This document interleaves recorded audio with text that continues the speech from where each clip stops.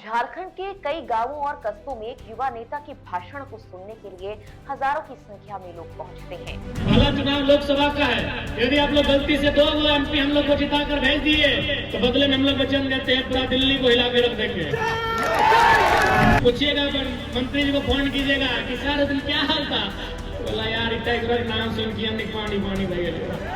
कोई छोटा बच्चा रोता था तो माँ बोलती थी बेटा चुप हो जाओ नहीं तो गब्बर आ जाएगा। अब थोड़ा सा दृश्य बदल गया है। अब पत्नी लोग अपने पति नेता पति से पूछती है ए जी कहे जाग रहे हैं, सो जाइए। बोला सोने में भी सपने में टाइगर आता है। वो युवा नेता जिसे कई पार्टियों की तरफ से मनचाही सीट पर चुनाव लड़ने का ऑफर तक आया।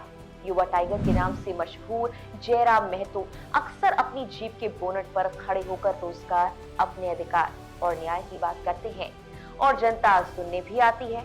महतो अब चुनावी ताल ठोक रहे हैं।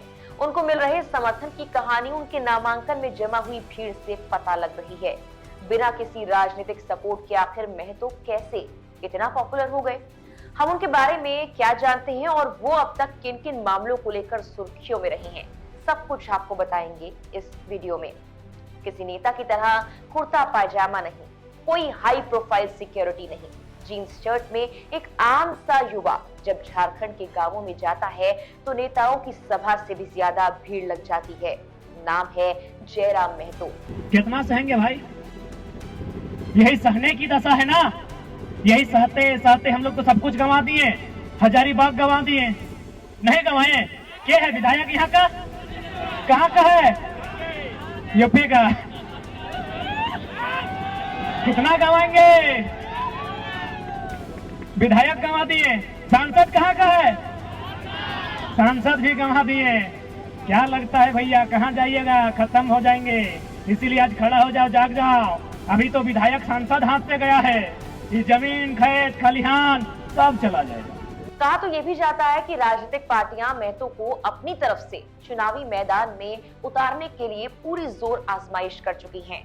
स्थानीय युवाओं को रोजगार और भाषा के मुद्दे पर महतो इतने लोकप्रिय हो गए कि वो चुनावी मैदान में तो उतर रहे हैं लेकिन किसी पॉलिटिकल सपोर्ट और पार्टी के बैनर तले नहीं।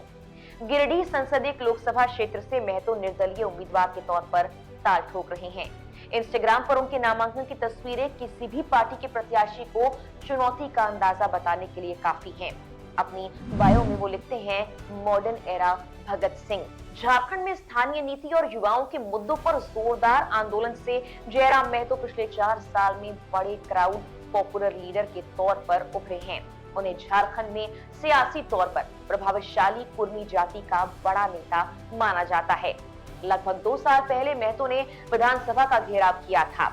जब जयराम गिरिडीह सीट से प्रत्याशी के तौर पर नामांकन दाखिल करने पहुंचे तो खबर आई कि पुलिस इसी मामले को लेकर उन्हें गिरफ्तार करने पहुंची।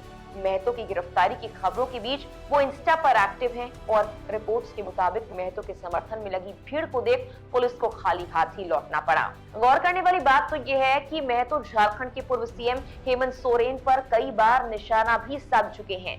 गांधी में पिछले दिनों एक जनसभा को संबोधित करने पहुंचे जयराम महतो ने कहा कि गुरुजी यानी शिबू सोरेन की बात भी अब सीएम हेमंत सोरेन नहीं मानते। उस वक्त हेमंत सोरेन सीएम थे।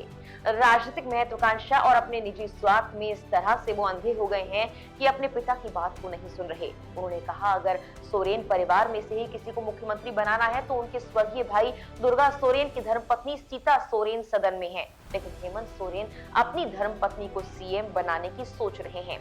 उनका ये बयान काफी वायरल हुआ था। झारखंड के क्षेत्रीय स्थानीय मुद्दों को लेकर बतौर छात्र नेता महतो कई बार आंदोलन कर चुके हैं। इसके तहत विधानसभा का घेराव भी किया।